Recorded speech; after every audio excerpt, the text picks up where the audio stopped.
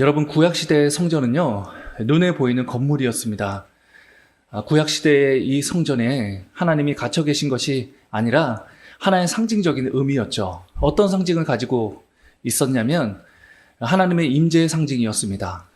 다시 말해서 하나님께서 이스라엘 백성들과 함께 계신다. 그들을 보호하시고 그들을 인도하시고 그들에게 역사하신다. 그것을 이제 보여주는 상징물이 바로 구약시대의 눈에 보이는 건물인 성전이었습니다. 자, 그렇다면 여러분, 신약시대의 이 교회도 눈에 보이는 건물이라고 말할 수 있을까요? 고린도전서 12장과 에베소서 1장의 말씀에 보면 교회는 그리스도의 몸이라고 기록이 되어 있습니다. 그리스도의 몸이 보이는 건물이다?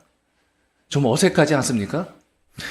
여러분, 또한 이 교회의 헬라어가요, 에클레시아예요. 이 에클레시아는 어떤 뜻을 가지고 있냐면 밖으로 불러 모으다라는 뜻입니다. 이 죄악된 세상으로부터 하나님께서 사랑하시는 자들을 불러 모으셨다라는 의미죠. 그렇기 때문에 이 에클레시아, 이 교회는요, 어떤 눈에 보이는 건물을 말하기보다는 어떤 모임, 또 어떠한 공동체, 이거와 관련된 용어임을 알 수가 있습니다. 이 마태복음 16장에 보면 예수님께서 이제 교회에 대해서 언급을 하십니다. 한 번은 예수님께서 빌립보 가이사랴에 가셨어요. 그곳에서 제자들에게 질문을 하죠. 사람들이 나를 누구라고 하느냐? 그랬더니 이제 제자들이 엘리야라고도 하고 예레미야라고도 하고 또 세례 요한이라고도 합니다. 뭐 이렇게 얘기를 했어요. 그리고 나서 예수님께서 그렇다면 너희들은 거의 3년 가까이 나와 함께 했는데 나를 누구라고 생각하느냐? 그때 베드로가 이렇게 대답을 하죠. 마태복음 16장 16절입니다. 시몬 베드로가 대답하여 이르되 주는 그리스도시요 살아계신 하나님의 아들이십니다. 주는 그리스도시고 살아계신 하나님의 아들이십니다. 예수님은 이 대답을 너무나 기뻐하셨어요. 베드로를 마음껏 칭찬해 주십니다. 그리고 나서 아주 의미심장한 말씀을 하시는데요. 이 교회와 관련된 말씀을 하시는데 그것이 마태복음 16장 18절입니다. 또 내가 네게 이르노니 너는 베드로라. 내가 이 반석 위에 내 교회를 세우리니 음부의 권세가 이기지 못할 것이다 라고 말씀해 주셨습니다.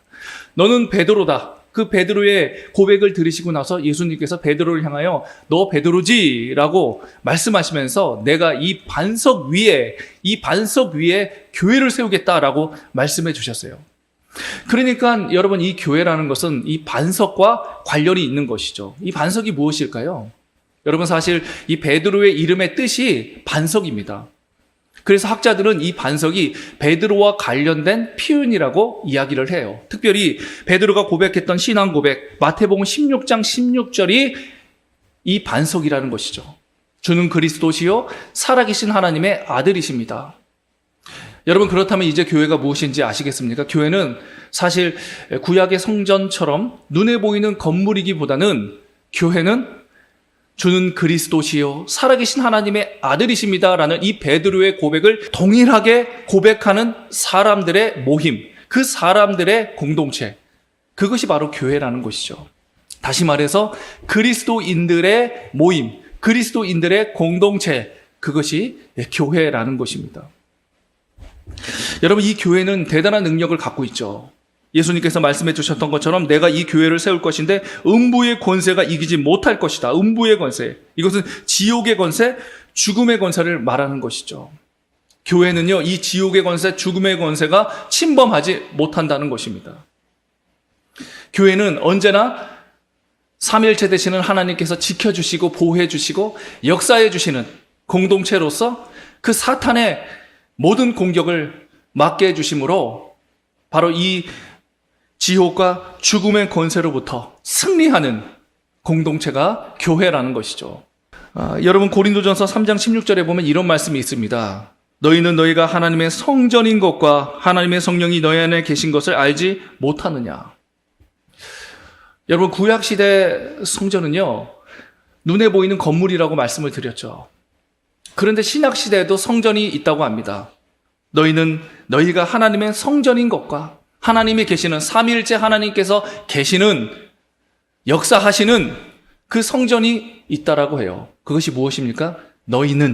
너희가 바로 그리스도인들의 모임인 이 교회, 그리스도인들의 공동체인 이 교회, 그것이 바로 하나님의 성전임을 말해주고 있습니다. 그렇기 때문에 여러분, 이 교회의 주인 누구십니까? 바로 삼위일체 되시는 하나님이세요. 여러분, 이 교회는 절대적으로 하나님이 다스려야 하고 절대적으로 하나님이 통치하셔야 되는, 하나님께서 주인 되시고 하나님께서 왕 되시는 그 곳이 바로 교회라는 것이죠.